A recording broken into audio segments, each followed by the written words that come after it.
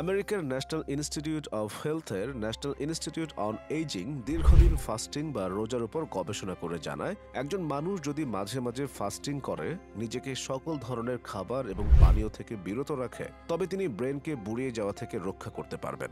বৃদ্ধ বয়সে এখন যে রোগগুলো খুব দেখা যায়, যেমন স্মৃতিভ্রষ্ট হয়ে যাওয়া, স্মৃতি হারিয়ে যাওয়া, সেই আলঝেইমার্স, ডিমেনশিয়া, হান্টিংটন, পার্কিনসনের মতো রোগগুলো রোজা রেখে প্রতিরোধ করা যায়। চিকিৎসা বিজ্ঞানে 2016 সালে নোবেল পুরস্কার পান জাপানের অটোফেজি গবেষক ইয়োশিনারো ওশোমি। জীবদেহ কেমন করে ত্রুটিপূর্ণ কোষ ধ্বংস করে নিজের সুরক্ষা করে এবং কোষ কিভাবে নিজের আবর্জনা প্রক্রিয়াজাত করে সুস্থ থাকে, সেই রহস্য বের করার প্রক্রিয়াকে বলা হয় অটোফেজি। রোজা বা ফাস্টিং অটোফেজির মূল সক্রিয়কারী। বিপাক্রিয়া ও নানা ক্রিয়া বিক্রিয়ার কারণে আমাদের শরীরে থাকা 30 ট্রিলিয়ন সেল বা কোষের ভেতর প্রতিনিয়ত নানা ধরনের গুরুত্বপূর্ণ উপাদান তৈরি হয় শক্তি, হরমোন ও এনজাইম। পাশাপাশি আরও তৈরি হয় কিছু বর্জ্য পদার্থ বা টক্সিন। এসব বর্জ্য পদার্থ বা টক্সিন দূর করার অন্যতম প্রধান উপায় হচ্ছে ফাস্টিং বা রোজা। অটোফেজি তথ্যের আগে বিজ্ঞানীরা বলতেন, আমাদের রক্তে নানা রকম বর্জ্য পদার্থ এবং ক্ষতিকর পদার্থ ঘুরে বেড়ায়। এই রক্তকে পরিশোধন করার সবচেয়ে মোক্ষম অস্ত্র হল রোজা। কেমব্রিজ ইউনিভার্সিটির অ্যানেস্থেশিয়া অ্যান্ড ইন্টেন্সিভ কেয়ার মেডিসিনের কনসালটেন্ট ডক্টর রাজিন মাহরুফের মতে, পানাহার থেকে বিরত থাকার সুফল অনেক। এ সময় শরীরের সমস্যা নিজেদেরকে সারিয়ে তোলার মতো। এমনিতে মানুষ অনেক বেশি ক্যালোরিযুক্ত খাবার খায়, তখন শরীর খাবার গ্রহণ করার দিকেই তাই নজর দেয় বেশি, অন্য অনেক কাজ ঠিক মতো করতে পারে না। রোজায় না খেয়ে থাকার সময় শরীরকে খাবারের দিকে নজর দিতে হয় না। শরীরের মেকানিজম তখন মনোযোগ দেয় অভ্যন্তরীণ বিভিন্ন সমস্যা সারিয়ে তুলতে, সহায়তা করে জীবাণুর সংক্রমণ রোধেও। এখন প্রশ্ন হচ্ছে, রোজা রাখলে বা রমজান মাসে আমাদের শরীরে কি হয়? বছরের 11 মাস দিনে 3, 4 বা নাস্তা সহ 5 বার খাওয়াতে অভ্যস্ত শরীর স্বাভাবিক রুটিন থেকে সরে এসে নতুন জীবনযাপনকে কিভাবে আয়ত্তে নিয়ে আসে? আমরা যে খাবার খাই মূলত পাকস্থলীতে তা পুরোপুরি হজম হতে এবং এর পুষ্টি শোষণ করতে অন্তত 8 ঘন্টা সময় নেয় শরীর।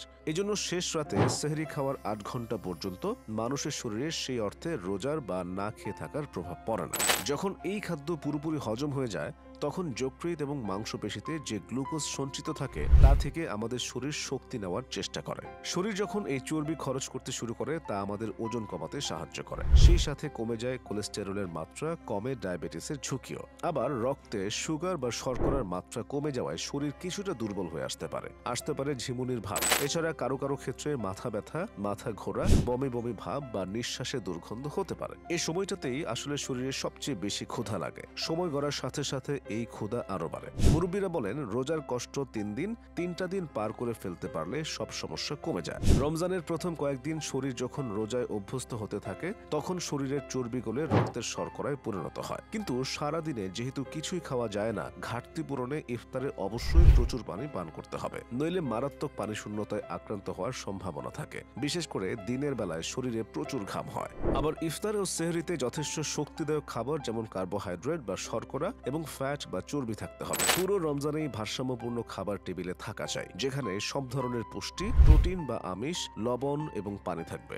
রোজার সপ্তাহখানেক পর শরীর মানিয়ে নিতে শুরু করলে রোজার কষ্ট সেভাবে অনুভূত হয় না। দেখা যায় শরীর মন বেশ ভালোই লাগছে। মাসের শেষ 15 দিন রোজাদারের জন্য সবচেয়ে কম কষ্টের। এই সময়টায় শরীর নতুন রুটিনের সঙ্গে পুরোপুরি মানিয়ে নেয়। যকৃৎ, কিডনি এবং ত্বক থেকে দূষিত বস্তু বেরিয়ে শরীর হয়ে ওঠে শুদ্ধ।